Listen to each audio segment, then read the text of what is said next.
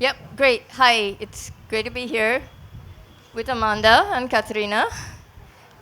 Welcome to Coricore. I feel like I should say that. Um, so we're going to dive into a subject. Sorry, was that to me? Okay, great. I'd like the writers to have as much time, so I will, not sort of preface it with how myths are still around and all the things that we keep hearing, and say, this is to both of you. I'll start with Amanda, being very alphabetic and proper. But the question's to both of you, so I'd like both of you to reply.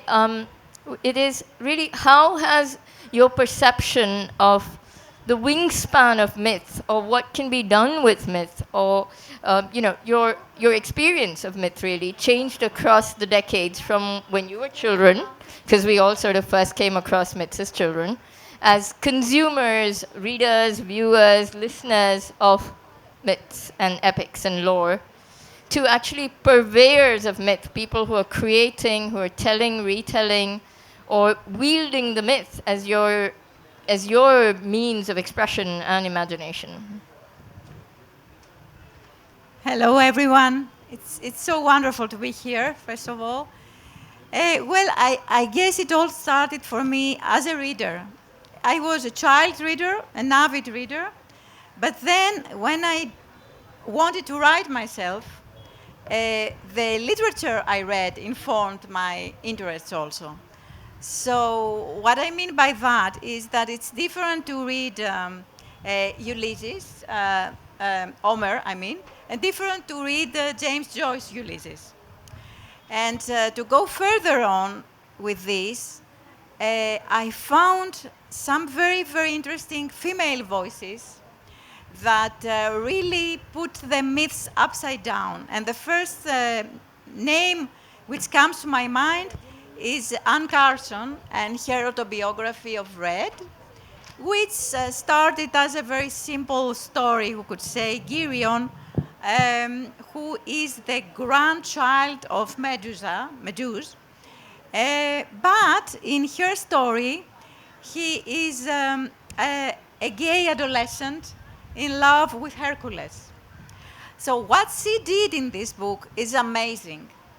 And she did it with the language.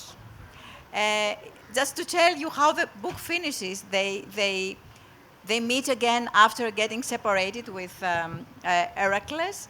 Heracles has a Peruvian lover, so they become a triangle, and they meet in a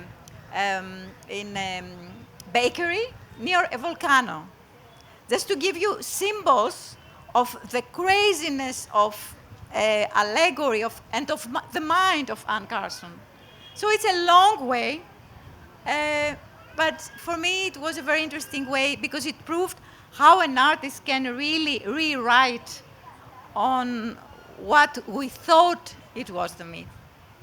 Because the myth, of course, it was revisited from the psychoanalysis, from the sociology, Oedipus Rex, and the Freudian ideas about Oedipus.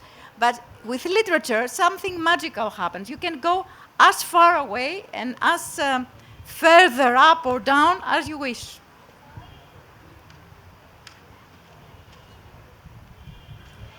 Thank you very much for being here. Thank you, Karthika. Um, as we live in the contemporary world, we live in a world where myths do not unite us anymore. It's not our common ground. So, as artists, writers, it's difficult and risky to put myth in our work because there are so many stereotypes and cliches around myth. So one has to be very inventive, as Amanda mentioned before, to reread a myth in a fresh way.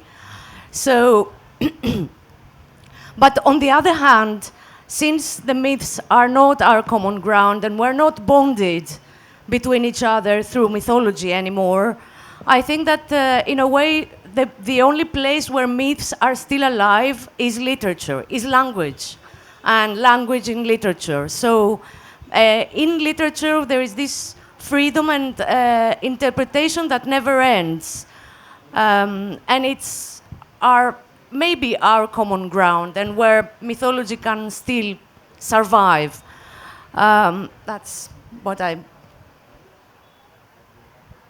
So moving from the general to the specific, and Amanda, your book in particular, your play, Phaedra on Fire in English,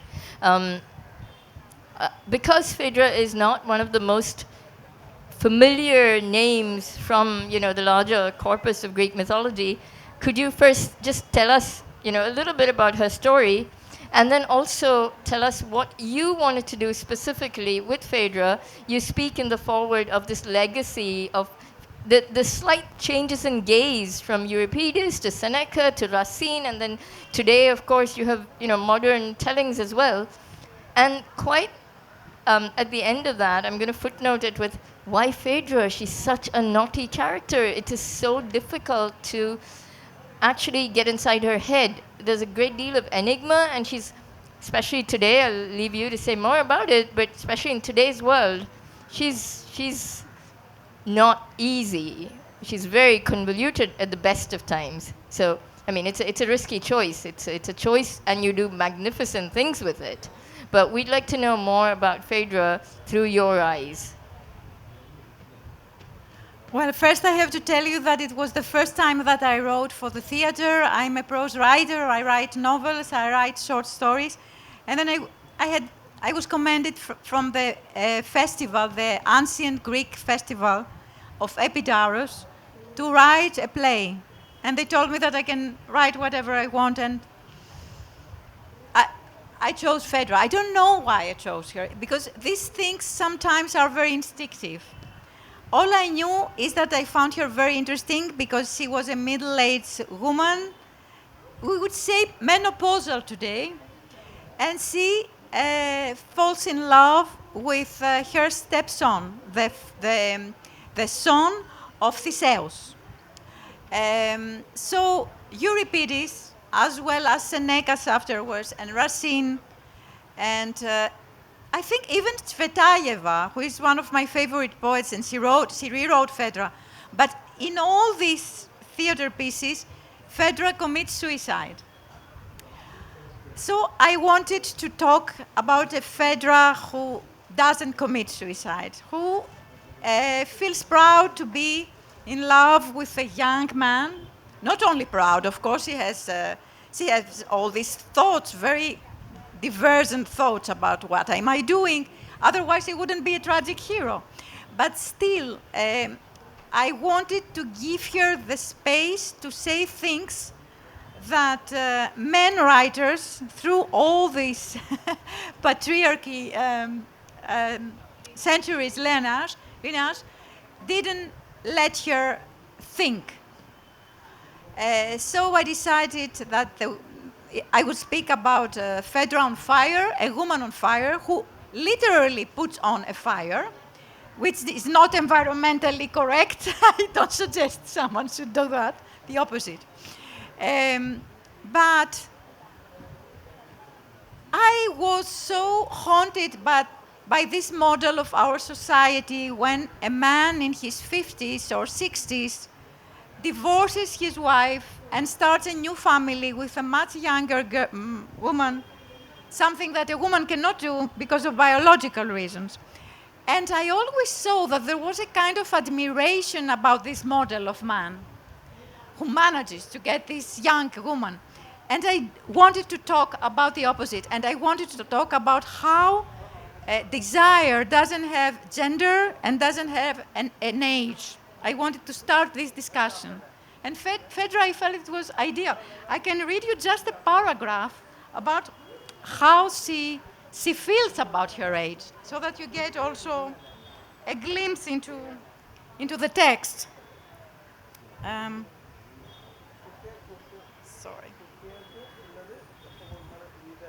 Okay, then when Hippolytus, who is the son of Theseus, asked her, "Can you finally just act like a woman your age?"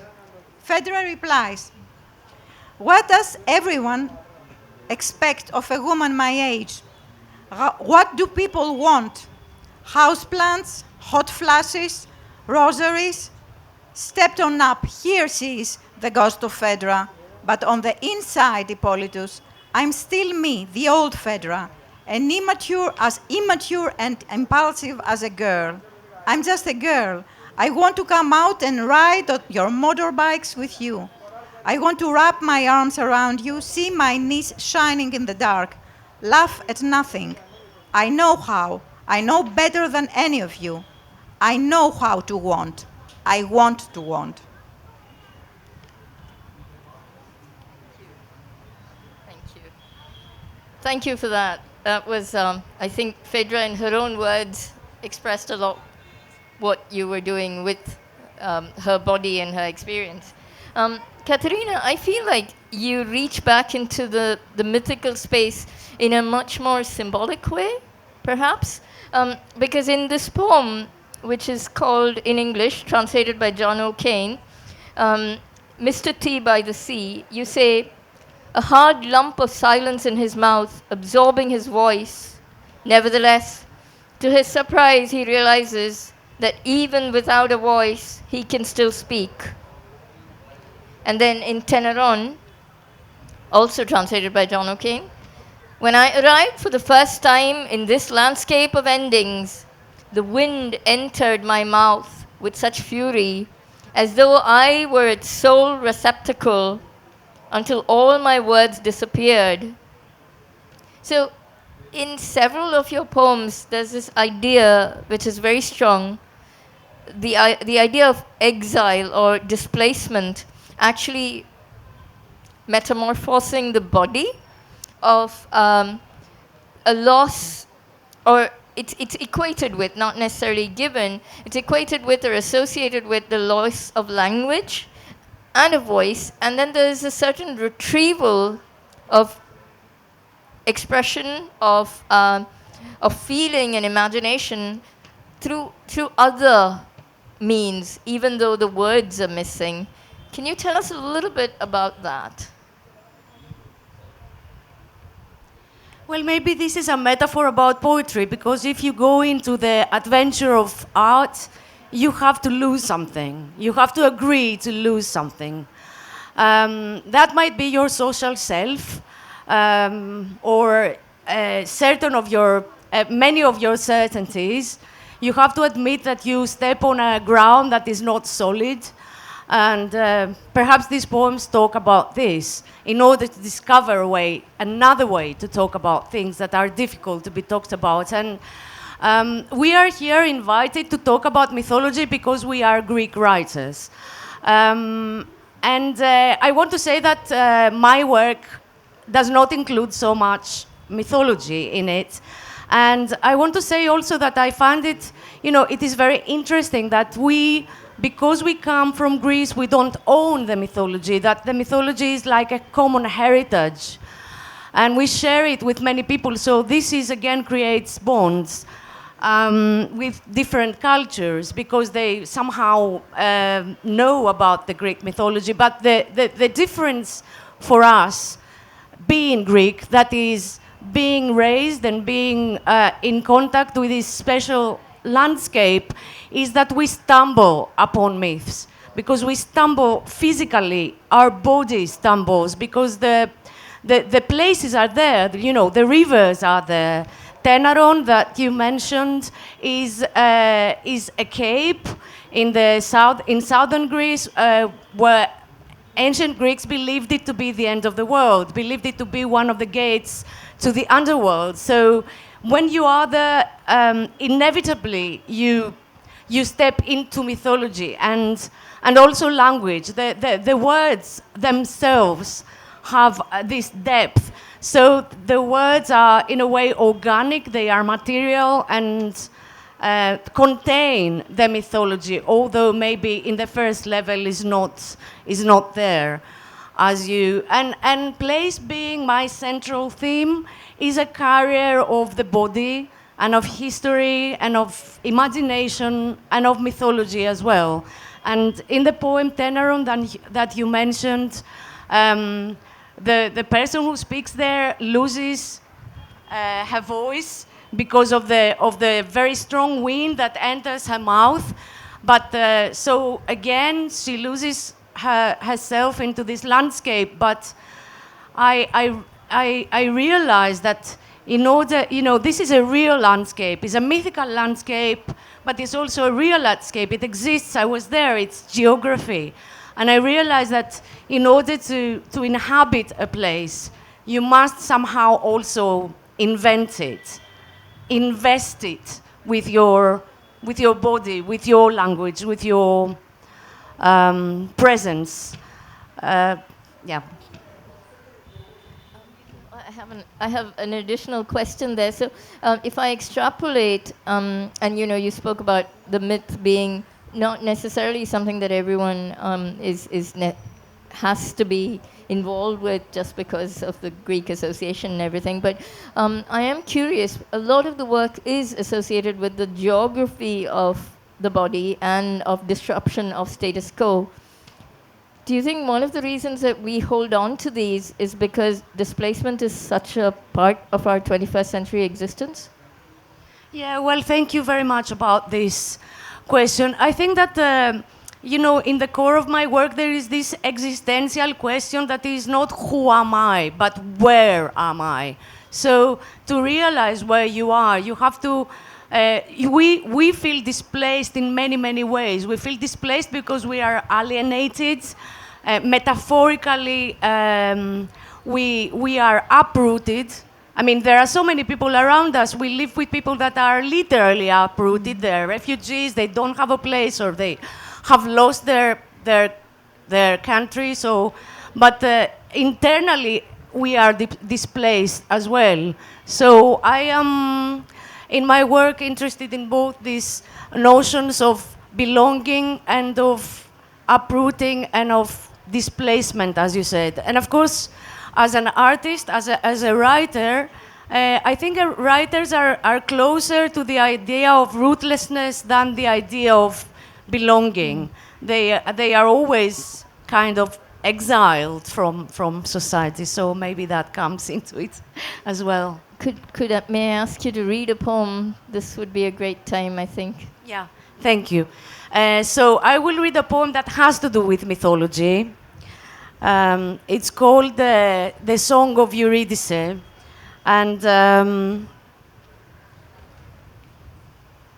as of course we know, Orpheus is the poet and the singer, but in this poem it's Eurydice who addresses him.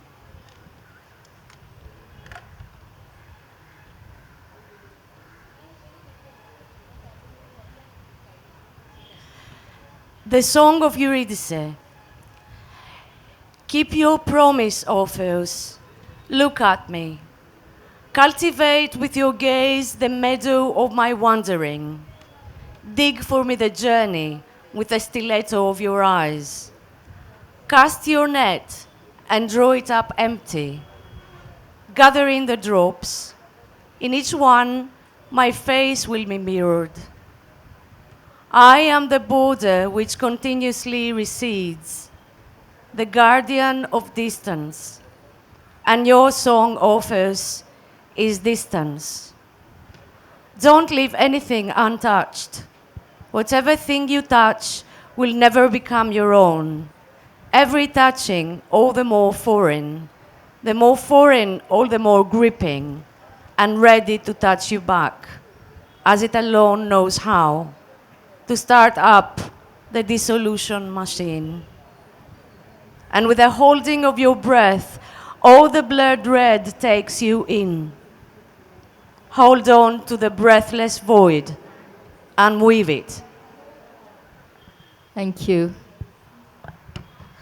Amanda, we were talking about the geography of the body, and it seems to me that for your Phaedra, the body is a place.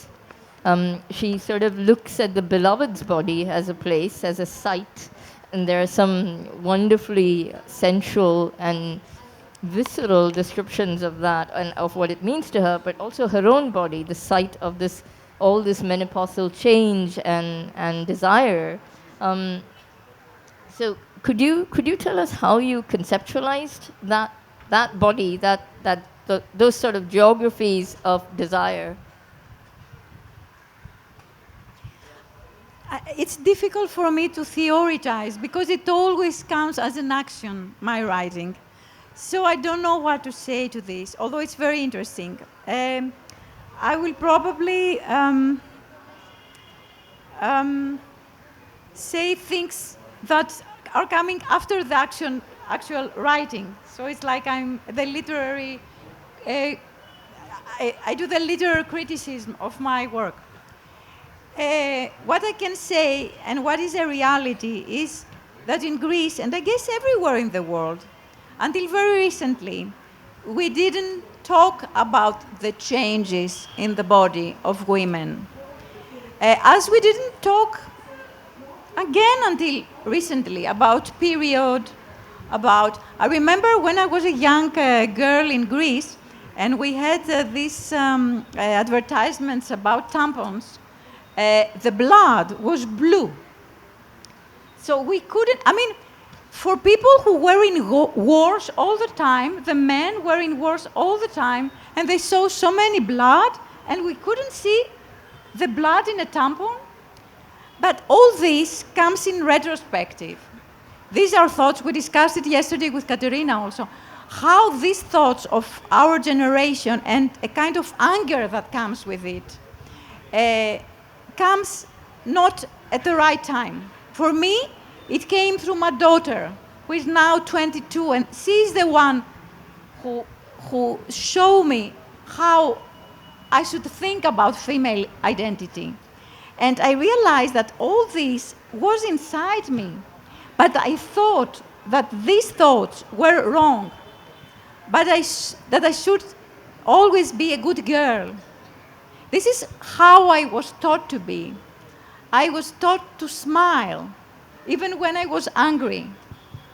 And if you do that for 30 years, let's say, it's a second nature. It's very difficult to show your anger, especially because the anger and the desire and all this in a woman is combined with something that is hysterical. In ancient Greece, there were philosophers who thought that the woman's uterus was moving in the body when the women were angry. So men talk about women's body without having an experience about it. So this is a very long story, and to do something subversive with this, we need time and we need new narratives. As for me, I wanted to talk about Phaedra's body and Phaedra's desire, and say something about all the things we don't see in the books or in the movies. I mean, classical Western literature puts women always in this place when they are in love, they are passionate, and they commit suicide. Madame Bovary, Anna Karenina, all the great literature figures we know when they are passionate, what do? They cannot live with this passion. They have to punish themselves. So these are our role models. And the cinema and the songs, what can I start to talk about? It's a message of subordination and how to be a good girl and a good woman. A man can be angry. In Tolstoy, he goes to the war. A woman waits in house, like Persephone, like Penelope, okay, for years and years without end, while her husband is having numerous adventures in different islands of Greece. So these are thoughts that I had while I was writing. I know how the body of a 50-year-old woman and beyond is, because this is my age. And I'm proud to carry with me the memories, the doubts, the changes of this body. And of course, some of them were reflected in Phaedra. But I don't think I can theorize more about it. No, that makes sense. I think it's for the readers and the critics and everybody else. But you just spoke of the menopausal body, the changing body, but there are also very young bodies in this. And you transformed the goddesses into teenagers, which I thought was a fantastic device because you also get them to talk about what's expected in a sense. Phaedra is, the disruption, the subversion of expectation, of convention, but the young ones are still sort of in the mold. Would you like to just frame Aphrodite and Artemis for us and then do the reading, maybe? Yes, yeah, sure. So I thought, what about making Aphrodite and Artemis, instead of the goddesses in Euripides, if I make them two teenager girls? They are sisters with very different attributes that come from the goddesses themselves, so they have very distinct characters. But I wanted to see how a girl in their 14 or 16-year-old would talk about girlhood. Yeah. And this is what we're going to read. So you will be, wait. You were going to be Aphrodite, and I think you had asked me to be Artemis, right? Yes. So this is a small passage where the young girls are talking about what they want to do. This is how the theater piece starts. So I'm Aphrodite and you're Artemis, right? Okay. Someday I live in Cannes. Someday I'll live on the moon. Someday I'll speak French. Someday I'll speak German. Someday I'll learn to make ice cream. Someday I'll learn to fix the toilet. Someday I'll play piano. Someday I'll drive a truck. Someday I'll chase men. Someday I'll chase wild boar. I will stop eating meat. I'll stop eating coffee. I'll stop drinking coffee. I'll cut out sugar. I'll cut off your head. Why? We're just saying the words they put in our mouths. You are right. Spit. Who? Now I have nothing to say.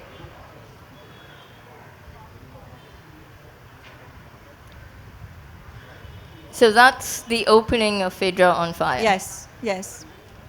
I'll turn to you, Katerina, and a question that's sort of, we've been speaking about myth for a long time, but there is also the creation of myth. And as we said, we were discussing your work, and there was this idea that perhaps the original myth is that of exile, that of the transformation that happens with exile, because all the myths that we know have a sense of leaving home, unbelonging. And I've noticed that in your poems, there's also, for instance, the sense of transformation, the sense of becoming multiple. Is that a fair reading, that that's part of the transformation? You're no longer one thing, but many things? In my latest poetry book, I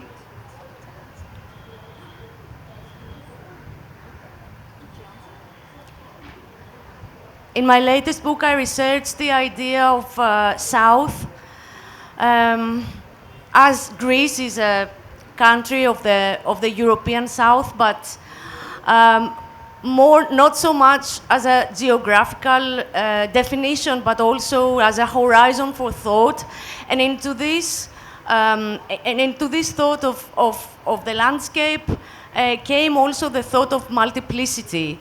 That I think it's in a very, very difficult times, it's a kind of redeeming thought, and also it is something that we have to hold on to, because if we insist in a unique identity that is so well defined, then we are opposite one another. But the case is not that. There is I am focusing on the idea of community and of multiplicity. And multiplicity is not an easy thing. It's not easy to accept that you are multiple, that you have multiple selves, and it's not easy to accept that you are surrounded by multiple things that you maybe don't understand. But this not understanding, and I will come back to the myths, because we can never really have a definite interpretation of a myth. And that is very important. You know why it is important? It is important because it makes us not claim it makes us resign from the position of possessing. So the myth is something that we will never possess. And I think these things that we do not possess are valuable, and we have to, take good care of them. And the multiplicity is also this thing that you have to resign from the fact of possessing the landscape, your history, your identity, or other people. So I think that's... Thank you. I'm sorry, we don't have time for questions because we've been told that we need to wind up, but thank you for being here. Thank you, Katerina. Thank you, Amanda. Thank you to Literatures Across Borders who brought them here. And I think for those of you who are traveling, you can meet Katerina and Amanda in other cities. So you can continue the conversation. Thank you, everyone.